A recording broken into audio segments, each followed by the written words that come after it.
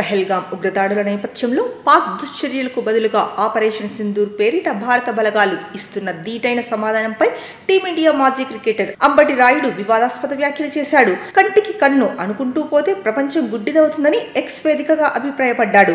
రాయుడు చేసిన ఈ tweet social మీడియాలో దుమారం రేపుతోంది. రాయుడును నెటిజన్లు ఆడుకుంటున్నారు. విషయం పూర్తిగా తెలిసే ఇలాంటి కామెంట్లు చేస్తున్నావా అని మండిపడుతున్నారు. ఎవరు మొదలు పెట్టారో తెలిసే వాగుతున్నావా అని ఇంకొందరు ప్రశ్నిస్తున్నారు.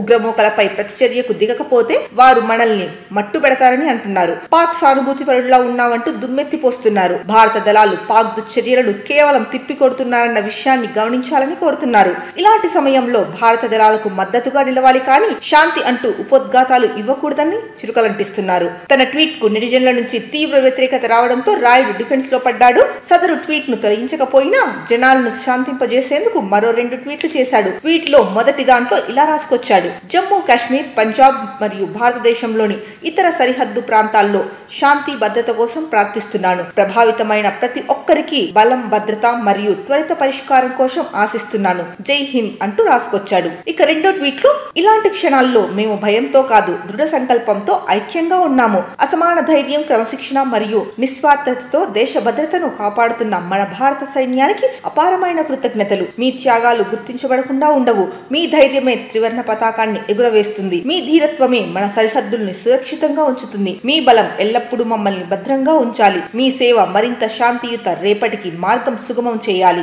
జై హింద్ అంటూ రాసుకొచ్చాడు. రాయుడు ముందు చేసిన ట్వీట్ కు డ్యామేజ్ కంట్రోల్ గా ఈ ట్వీట్లు చేసినప్పటికీ జనాల ఆగ్రహం మాత్రం తగ్గట్లేదు. మొదటి ట్వీట్ నే ఆసరాగా చేసుకొని ఏకిపారేస్తున్నారు. టీమిండియా ఐపీఎల్ రాజకీయాలతో ముడిపెట్టి తోచిన రీతిలో కామెంట్లు చేస్తున్నారు. మొత్తాన్ని ఐపీఎల్ భవితవ్యంపై నీడలు కమ్ముకున్న వేళ రాయుడు క్రికెట్ అభిమానులకు మంచి స్టఫ్ గా మారాడు.